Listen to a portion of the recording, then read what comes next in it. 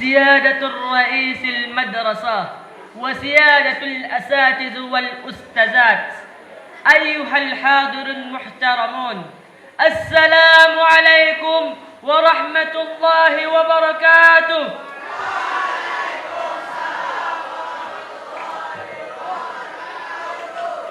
الحمد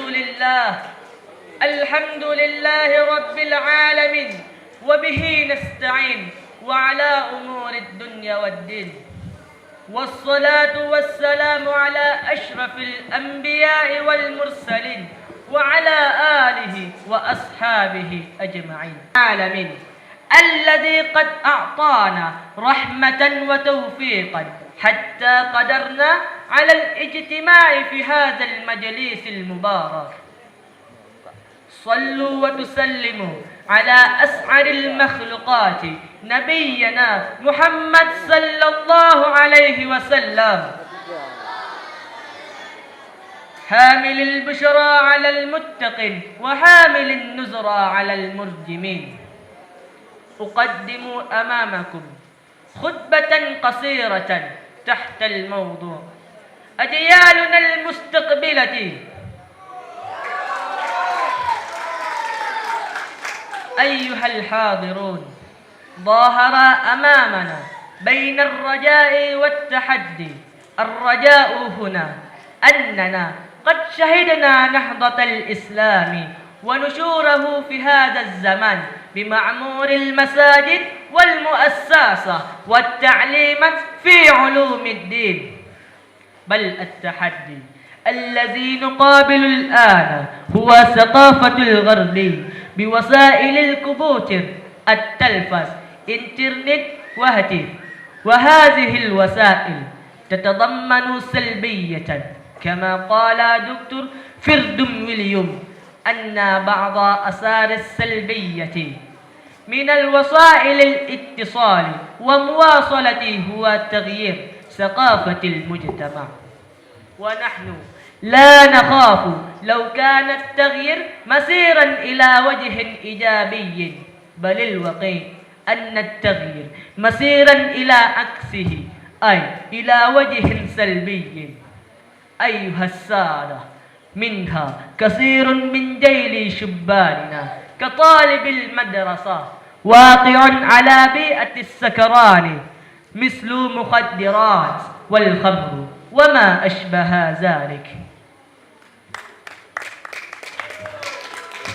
المعتمد الوحيد والقبضة الوحيدة لدفع حياة الناس من أي التحدي والاختيار والامتحان هي الامتساك بالإسلام والرجاء لمرضاة الله. ها هو هذا مرجو ومأمول لأجيال الإسلام وطلاب المدرسة على الحين لمواجهة الحياة بالخيرات والحسنات بهذه القبضة. أيها السادة، مطابقا ومناسبا بتغيير قول القائل أن المدرسة هي المؤسسة القادرة لترقية العلمية الطلاب المناسبة بدمو العلوم والتكنولوجيا، ذكرى لأهمية دور المدرسة في بناء الإنسان الإسلامي ومتخلق بمكارم الأخلاق. قال الله تعالى في القرآن الكريم في سورة النساء 9: بسم الله الرحمن الرحيم: وليخشى الذين لو تركوا من خلفهم ذرية ضعافا خافوا عليهم فليتقوا الله وليقولوا قولا سديدا. الآية 9 من سورة النساء. ولنخشى ولنخاف لو تركنا أجيالا ضعيفة، إما من جهات المال ومن جهات الجسد والعلم ومن جهات الحياة. أخوف أشد خوفا من جهات الإيمان والتقوى والأخلاق. لماذا؟ لأن سيفسد ويسمم حياتنا، لا يصير رائد الأعباء بل جمة ومؤقتا. ومحتمة الأعمار. نعوذ بالله ثم نعوذ بالله. أقدم لكم ثلاثة طرق أو أحوال لا بد علينا أن نطبق ونحقق. أولا النظام والنشاط. الإنسان المثلي لا بد بنظام ونشاط في طلب الرزق وتصرف المال في سبيل الله لاستعداد المستقبل الناجح. على العكس إذا كنا كسلانا ليس لنا نظام فانتظر الساعة الغامضة، لأن الكسل لا يطعم العسل. الإنسان الكسلان لا يذوق حلو العسل. الثانية الأمانة. الأمانة المميزة الإنسان المثالي. الأمانة نحو نفسه ونحو غيره. لابد على العمل في التعاون.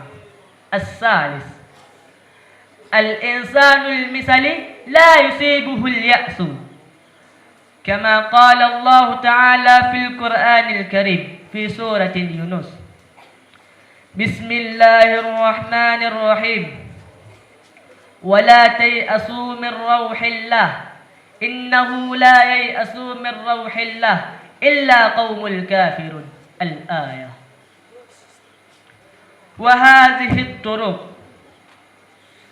يجب علينا أن نمارس في حياتنا.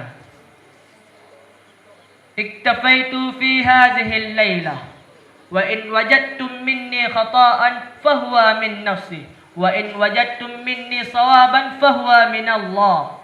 أقول لكم والسلام عليكم ورحمة الله وبركاته.